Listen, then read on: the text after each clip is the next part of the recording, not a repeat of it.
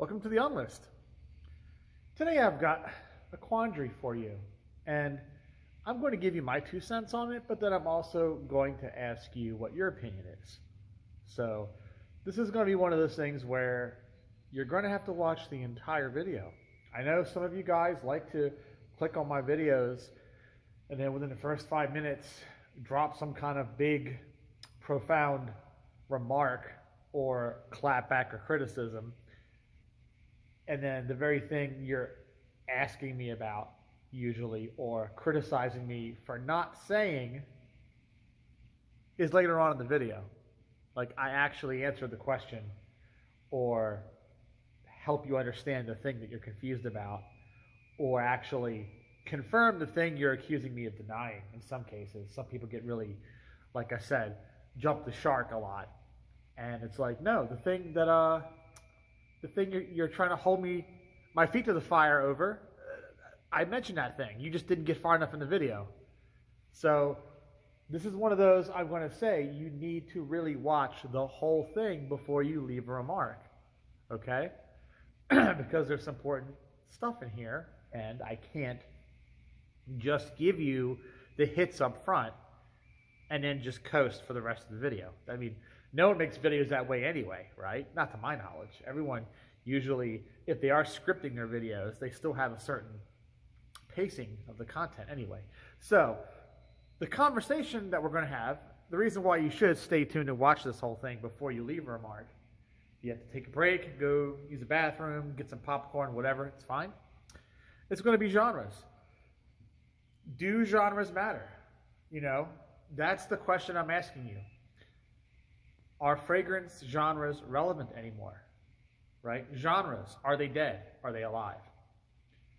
Because, and the reason why I'm asking this question is not only have we seen so many once very common standard genres in the perfume world seemingly disappear due to regulation, expense of natural materials making, creation of said genres, or the primary accords in said genres untenable, or just the general taste of the average customer in the perfume market growing more abstract or more concerned about individual accords that don't neatly fit into a genre, right?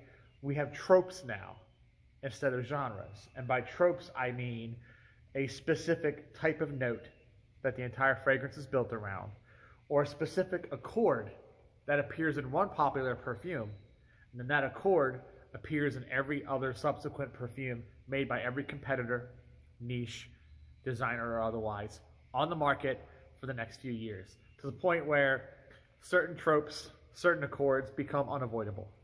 Good example of that, probably the most relevant example, would be the BR 540 trope, right? The Baccarat Rouge 540 by Maison Francis Kurkdjian, released in 2015. 2014 for the original Baccarat branded release. 2015 for the MFK bottles that came out once he decided it was a popular enough perfume to launch under his own house name.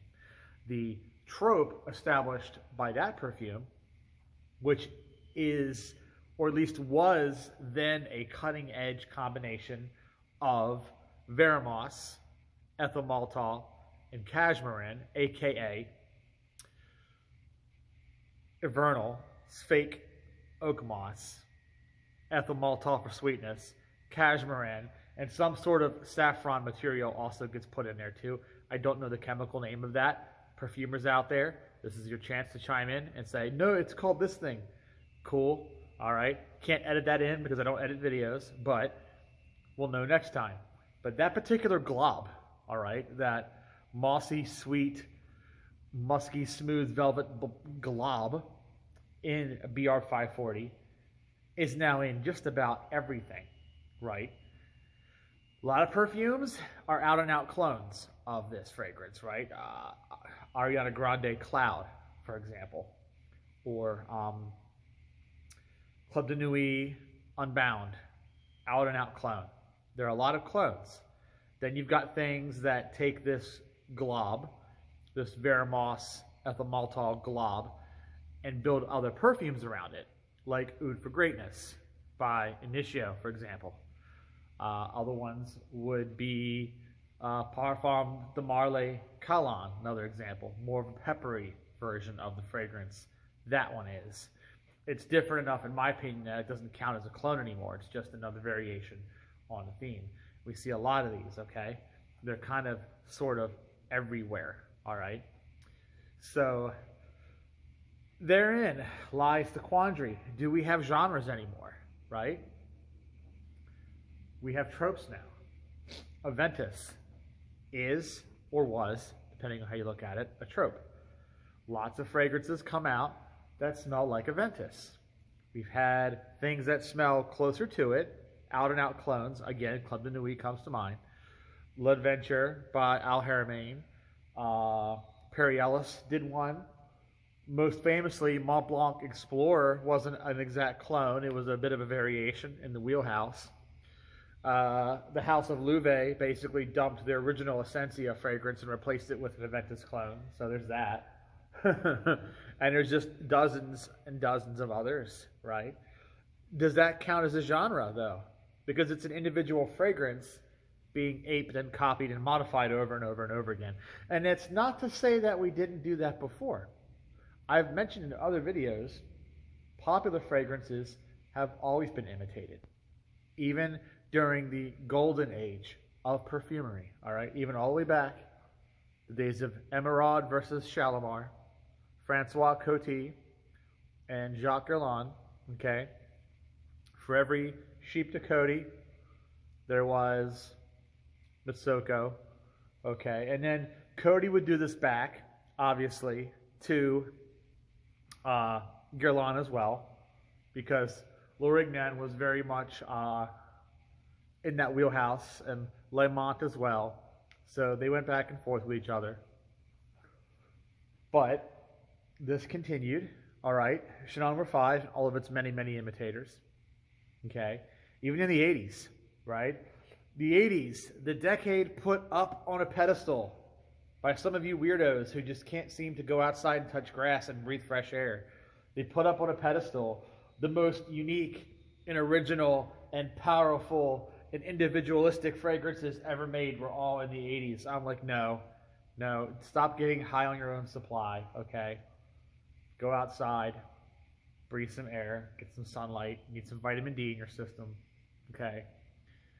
Yes, there were a lot of very personable fragrances in the 80s. I am not going to say there weren't. That would be lunacy, okay? There was lots of really big, potent, powerful, unique, gorgeous perfumes in the 80s. But yes, there were lots of imitators. There were lots and lots of imitators. Sometimes these imitators were looking at things from the 70s and imitating them in the 80s, right? For every Givenchy gentleman, we had a Giorgio Beverly Hills for Men. We had a Crizia Moods Uomo, okay? We had lots of imitators. For every Drakkar Noir, very famous one, copied a lot. Every Drakkar Noir. We had Sirius by Givenchy. We had Duc de Vervins by Houbigant. We had Alain Delon Plus, okay? We had Taxi by Coffin Lux. We had tons and tons and tons. California by Jacqueline Smith. Remember that? It was a Kmart fragrance.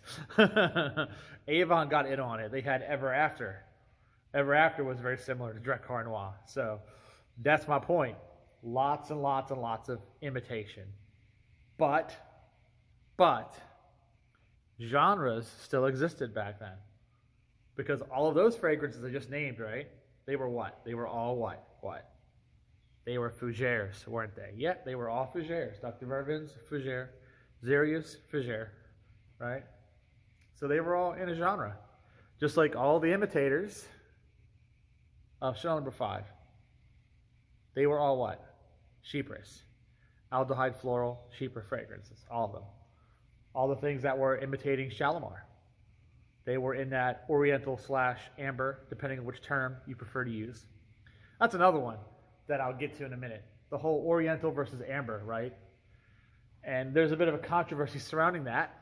And I was contemplating on making a video about that controversy, but I also don't want to get canceled, right? Because some people don't field opinions very well, especially about things that are sensitive that revolve around socio-political stuff or anything race relations. So, but the whole can't use the term Oriental anymore because it's racist, since it was used with racial connotations as a slur in some parts of the Western world, not everywhere, but you know, U.S., U.K., a lot of Anglophone countries would sling that word around as a slur against people of Asian descent, and that's not fair.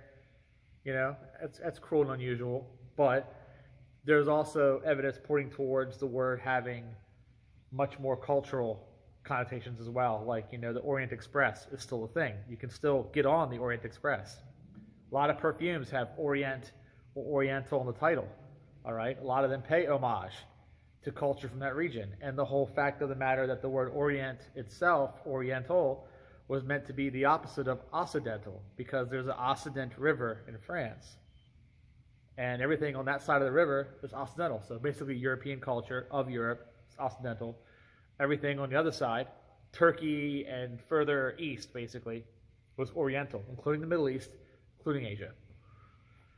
Amber describes a material. Not every amber perfume is of Oriental cultural background. Not every fragrance claimed to be Oriental contains amber. Some are just sandalwood or oud or something else. Incense fragrances, right? But the larger question is whether or not you agree to use that term. Michael Edwards says not to, right? I don't have an opinion on that, really. It is what it is. I don't care. I can call them one, I can call them the other, all right? It's a non-issue for me. It's a non-problem. Whatever you want me to call your bottle of Shalimar, I will call if it makes you happy, okay? Just don't shoot me, I'm the piano player, all right? Just the messenger boy here. But the bigger question is, does that genre under any name really exist anymore?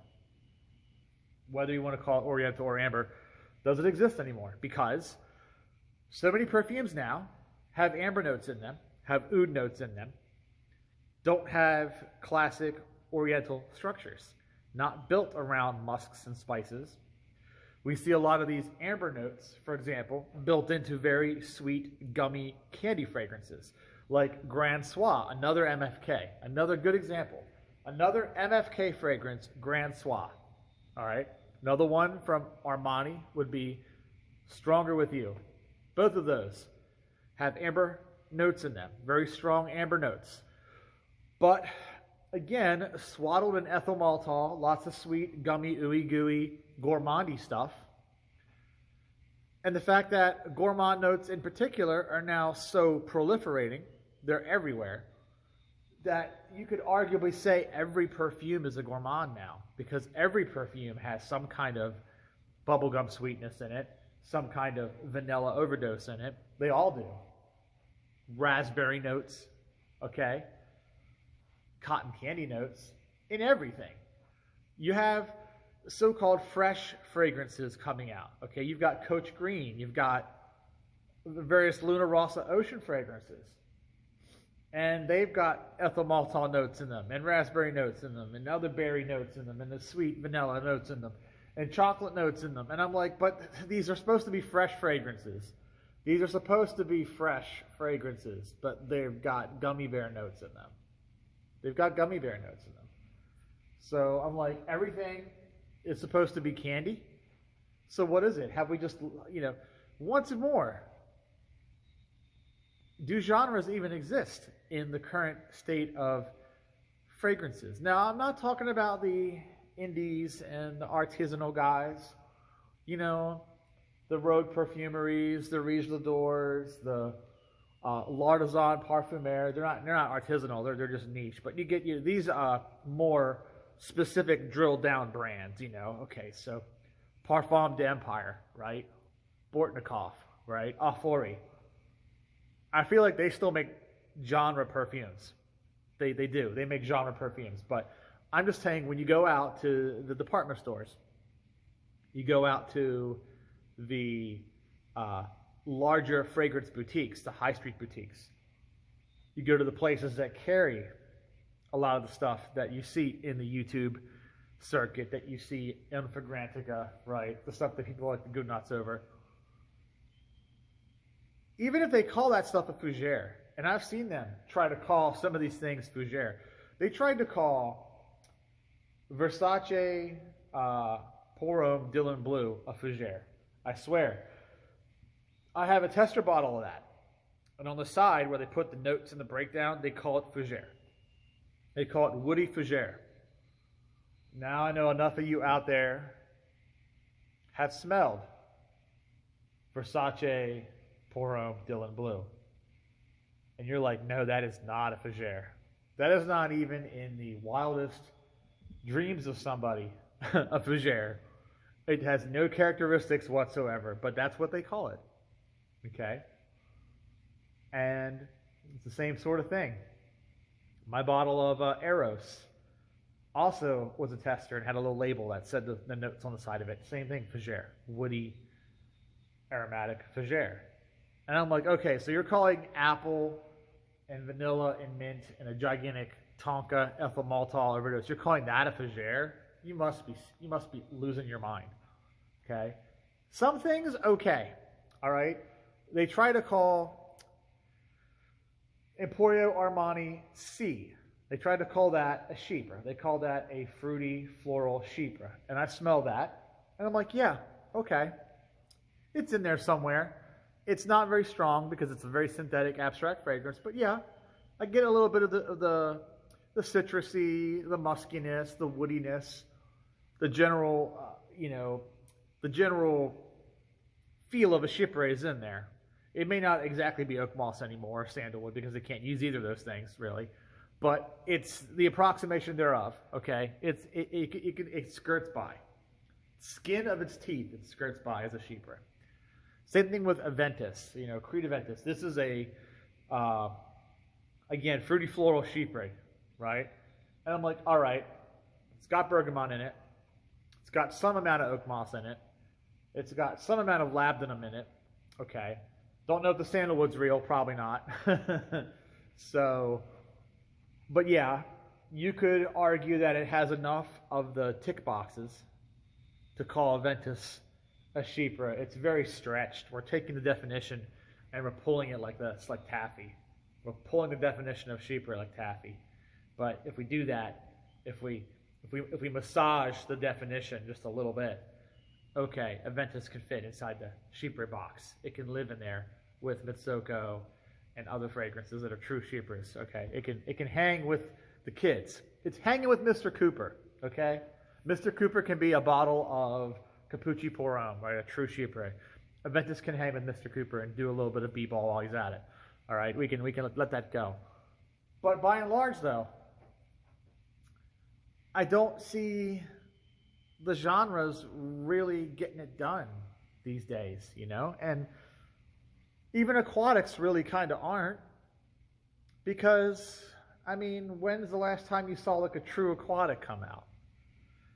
Everything's a blue fragrance now, and blue just means big woody amber dose, right?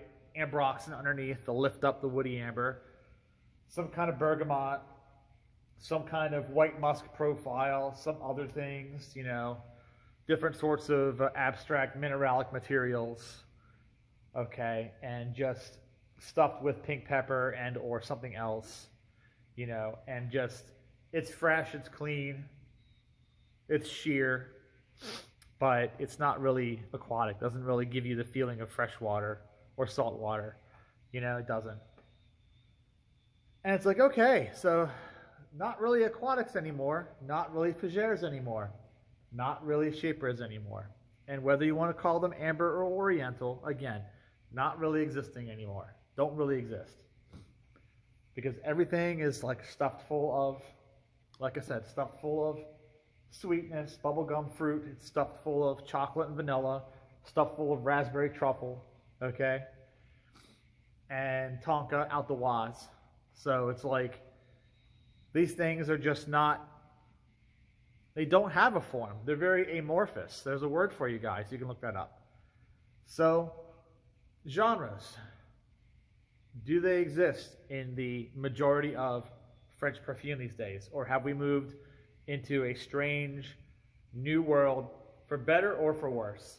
We moved into a strange new world where there are no genres. Everything is an abstract concept, and we just follow one trope or another. Like I said, the BR 540 trope, the Aventus trope, various Tom Ford fragrances create tropes, like the sweet Tonka thing that's in Tobacco Vanille. All right, when Metalique came out, there were a bunch of fragrances that tried to be like Metalique. So that's what I'm saying. Like, that's where we are now. We are in this phase, in my opinion, where genres don't exist in the mainstream anymore. And especially if you look at stuff like Byredo, Joe Malone, where they're trying to create these photo snapshots of places and things with their perfumes, right? Byredo is all about conceptualism. Oh, this smells like a library. This smells like a shower. Okay. This smells like elevator music, whatever that's supposed to mean. So those don't fit into a real genre either. So, and you can do what Michael Edwards does, to quote him once again, because he does a lot of really good writing. You can do what Michael Edwards does, and you can shoehorn this stuff painfully. You can do mental gymnastics and shoehorn this stuff into a genre. You can be like, Uncut Gem is kind of Fougere or something, you can really like kind of just crack it open and go, and force it in there. But I don't know. I don't, my opinion, I don't really think so. So now I take the ball. I've been dribbling this ball for 21 minutes now, right? I am bad at basketball. I am not Mr. Cooper, all right? I am a bench warmer, like the movie. I am one of the bench warmers. I'm over there sitting there wishing I was in the game. So now I'm going to pass the ball to you, and I'm going to let you shoot the three-pointer, or if you want to go up and slam dunk and smash the rim or whatever, do some kind of crazy shit like NBA Jam, right? Set the ball on fire. Do that. Go right ahead, alley-oop that shit, but it's now your ball. And I want you to tell me, do you think, certain exceptions notwithstanding, we know Beau de Jour is a Fougere. They went through great pain to make it smell like a Fougere, like Zino Davidoff. We know that's a Fougere, okay? So, exceptions notwithstanding, okay? We know Diaghilev by Roja Dove is a Chypre because, again, the entire market copy built around that fragrance is to celebrate the classic style of a Chypre. So we know that. These things still exist in the minor. They still exist. But by and large, when new fragrances drop every year, whether it's Hermes, whether it's Chanel, whoever it is, are they genres anymore? I mean, Comet by Chanel, the newest fragrance by Chanel, Comet.